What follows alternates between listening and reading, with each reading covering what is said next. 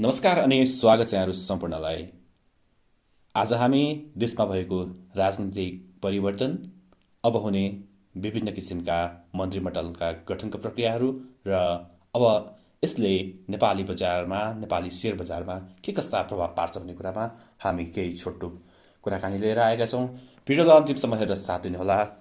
यदि च्यानलमा नयाँ हुनुहुन्छ भने च्यानललाई सब्स्क्राइब गर्न नबिर्सनुहोला। आजको मुख्य विषयवस्तु रहेको छ देशमा राजपाले ल्याएको पुलिस ट्रेन। अन्य दलहरू बेरिस ट्रेनमा जाँदै गर्दा राष्ट्रिय स्वतन्त्र पार्टीले देशव्यापी रूपमा अत्याधिक मतका साथमा रासोपाका उम्मेद्वारहरू विजय भइरहनु भएको छ। यसै क्रममा रासोपाका वरिष्ठ नेता बालेन्द्र शाह बालेनले नेकपा एमालेका अध्यक्ष केपी शर्मा ओलीलाई अत्याधिक मतले पराजय गर्दै आफ्नो ऐतिहासिक जित सुनिश्चित गरी आगामी प्रधानमन्त्रीको रूपमा उहाँ अगाडि बढिसक्नु भएको छ।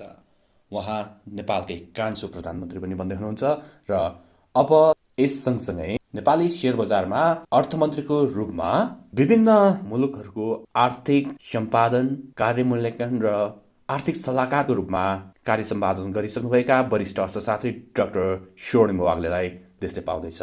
अब बन्ने नीति र लगानीकर्ताको उत्साहले नेपाली शेयर बजारले एउटा नयाँ इतिहास पनि कायम गर्नेछ।